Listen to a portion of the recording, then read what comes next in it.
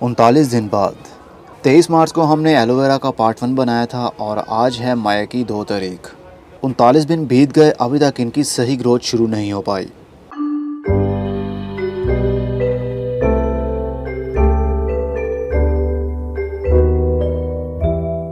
अस्सलाम वालेकुम मेरे दोस्तों, सजनों और बेलियों, मैं हूँ इजहार अहमद और वेलकम करता हूँ आपको किचन गार्डनिंग चैनल पर।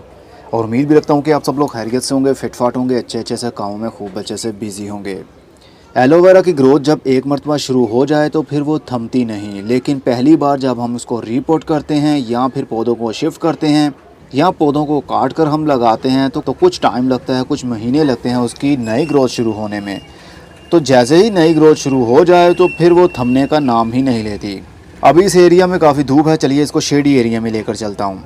एलोवेरा की ग्रोथ शुरू तो हुई है लेकिन अभी काफ़ी स्लो है। सबसे पहले बात करते हैं मिट्टी के ऊपर। जैसा कि मैंने आपको कहा था, इसकी मिट्टी करीब ड्राई ही होनी चाहिए, हल्का सा इसके अंदर मॉइस्चर होना चाहिए और ऊपर वाला सरफेस एरिया इसका काफ़ी भुरभुरा सा हो।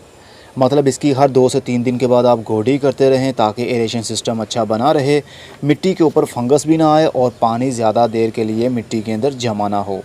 तो वैसे ही है, मैं पानी बहुत ही इसको कम दे रहा हूँ। पौधों की ग्रोथ शुरू हो चुकी है लेकिन अभी काफ़ी स्लो ग्रोथ है, लेकिन ग्रोथ शुरू हो चुकी है। जब एक मरतबा इनकी ग्रोथ शुरू हो जाए तो फिर ये रुकने का नाम नहीं लेगी। हमारा ये जितना भी एरिया आपको एम्प्टी दिख रहा है, फ्यूचर में भी इसको 6 महीने लग सकते हैं, लेकिन काफ़ी सारे पौधे और भी इस मिट्टी के अंदर से निकल आएंगे और हमारा पूरा सरफेस एरिया जो हमें खाली दिख रहा है ये सारा भर जाएगा छोटे छोटे और बड़े बड़े एलोवेरा प्लांट से।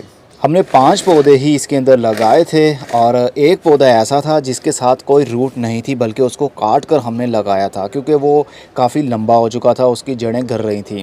तो वो कौन सा पौधा है अभी मुझे ठीक से याद नहीं है, मे बी ये वाला पौधा था वो, क्योंकि इसकी ग्रोथ काफ़ी सूखी सी है, लेकिन अब अंदर से नई ग्रोथ इसकी शुरू हो रही है, नया पत्ता भी बाहर निकल रहा है, तो इसकी रूटिंग नीचे से शुरू हो चुकी होगी। और एक काफ़ी छोटा सा था तो ये यहाँ से गल गया, और लेकिन ये पौधा अभी तक स्टेबल है और बहुत जल्द इसके बीच में से एक नया पत्ता निकल आएगा। ऐसी स्टेज पर अगर हम पानी ज़्यादा देंगे तो ये गल जाएगा। एलोवेरा के पौधे की मिट्टी हल्की सी नम होनी चाहिए, बहुत ज़्यादा पानी नहीं और ना ही बहुत कम पानी। अगर बहुत कम पानी देंगे पौधा मरेगा तो नहीं, लेकिन उसके जो स्लाइसिस हैं उनके अंदर जेल कम पड़ जाएगा, मॉइस्चर ख़त्म होने लगेगा। लेकिन अभी भी इसके अंदर मिट्टी के अंदर काफ़ी मॉइस्चर मौजूद होगा। करीब 2 इंच हम डेप्थ में जाएंगे तो ये आपको नमी फील हो रही है, ये जैसे पानी इस मिट्टी के अंदर मौजूद है।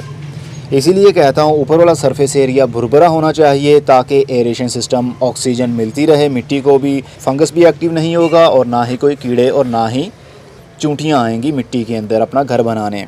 इसको कोई खाद की ज़रूरत नहीं है, इसको इसके हाल पर छोड़ दिया है मैंने, और इसका सबसे अच्छा हल यही होता है कि इसको इसके हाल पर ही छोड़ दें। इसको ना तो खाद देने की ज़रूरत है, ना ज़्यादा पानी देने की ज़रूरत है। सिर्फ इसको ऐसे एरिया में मैंने रखा हुआ है जहाँ पर शेडी एरिया भी रहता है और धूप भी आती है। आहिस्ता आहिस्ता इसके स्लाइसिस बड़े हो जाएंगे और जेल भी भरा जाएगा।